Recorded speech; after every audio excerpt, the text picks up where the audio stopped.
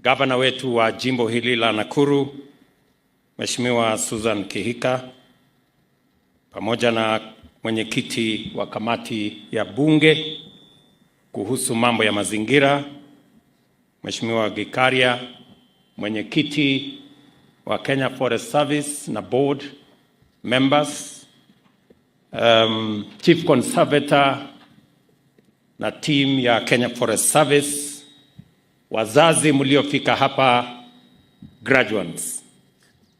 I join you today to celebrate the passing out of 102 inspector cadets and 465 forest trainees, because this is a huge milestone in Kenya's journey towards a greener and more resilient future.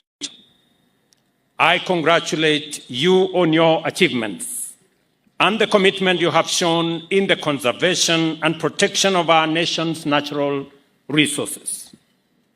Your work will contribute to our collective endeavor to build a prosperous nation and leave an inspiring legacy to future generations.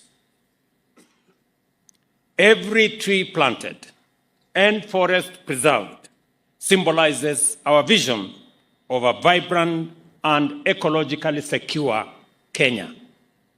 Your graduation here today is not just a matter of personal achievement or career development, but it is an integral part to our broader national policy to make Kenya clean, green, sustainable, and prosperous.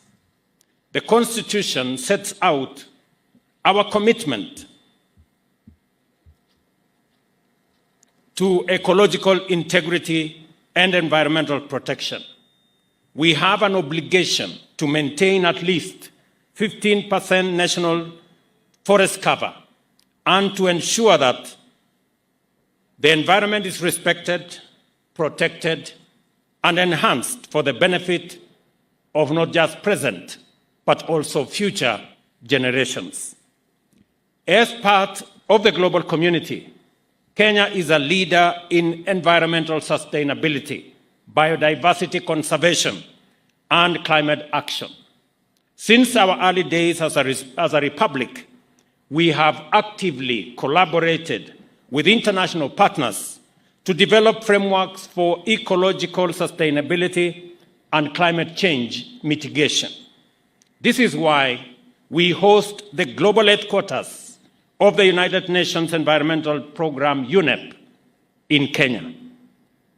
It is also why we have been at the forefront of developing multilateral and regional policies and strategies to enable our countries combat environmental degradation and manage the effects of climate change. In 2023, we hosted the first ever Africa Climate Summit, which set out a bold and ambitious Pan-African agenda to advocate effective action at every level, sector, and in every country in our continent and throughout the world.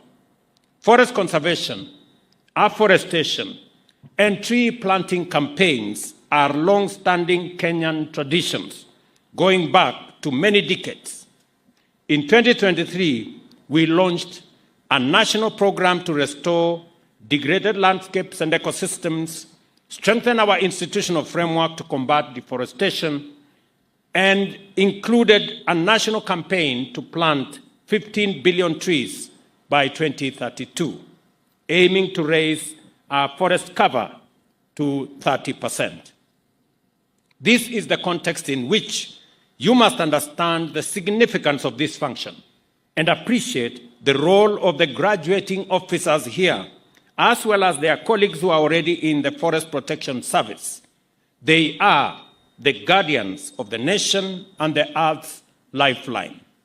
Their work enables us achieve sustainability and prevail against daunting global and local environmental challenges. Forests purify our air, sustain biodiversity, and support livelihoods.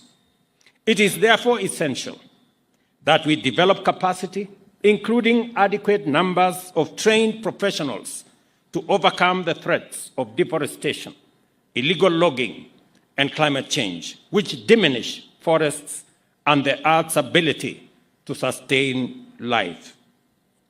I must say that I am very proud of the achievements of the last 2 years. Very significantly, and for the first time, last year, we hired 2,600 forest rangers, the highest number in independent Kenya, the largest number in 20 years.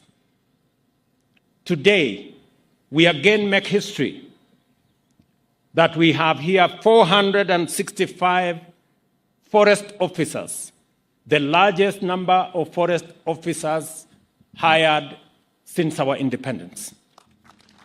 And for the first time in the history of Forest Service, we have hired 102 forest cadets who will be the front managers of our environment. These achievements speak volumes and consolidate our place as the environmental headquarters of the world. And therefore, it is our intention that the men and women standing before us will be joining the 2,000 that were hired, 2,600 that were hired last year, and those that are already in the service to consolidate Kenya's place in matters environment and climate action. The significance of